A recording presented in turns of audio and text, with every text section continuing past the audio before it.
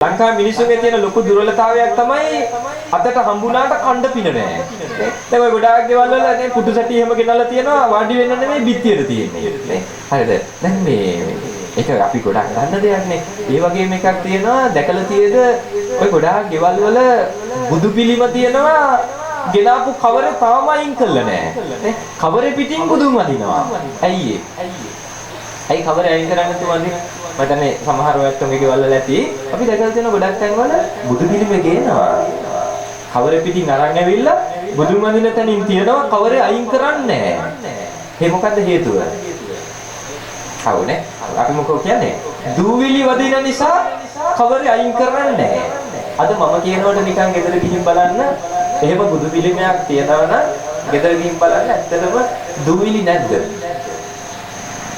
දූවිලි තියෙනවානේ. අර කවරේ පිරෙන්න දූවිලි තියෙනවා.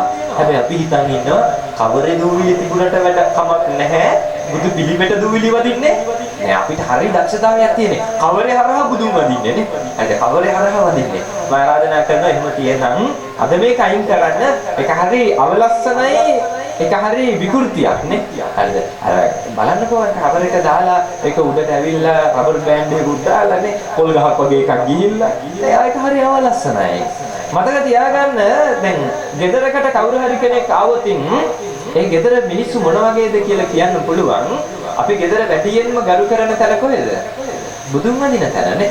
බුදුන් වදින තැන බුදු පිළිමය අපිට දවස ගානේ පිරිසුදු කරන්න බැරි නම් අර කවරේ අයින් කරලා වදින දූවිලි ටික දවසකට දෙකකට සැරයක් අපිට පිරිසිදු කරන්න බැරි නම් නේ අර දූවිලි ටික අයින් කරන්න බැරි නම් කවදාවත් මට මගේ ජීවිතය පිරිසිදු කරගන්න බැහැ. මට මගේ ජීවිතය පිළිවෙලක් හදාගන්න බැහැ. ඒ නිසා මම ආරාධනා කරනවා මතක තියාගන්න ඕවා පොඩි පොඩි තැන් වෙන්නේ නැති.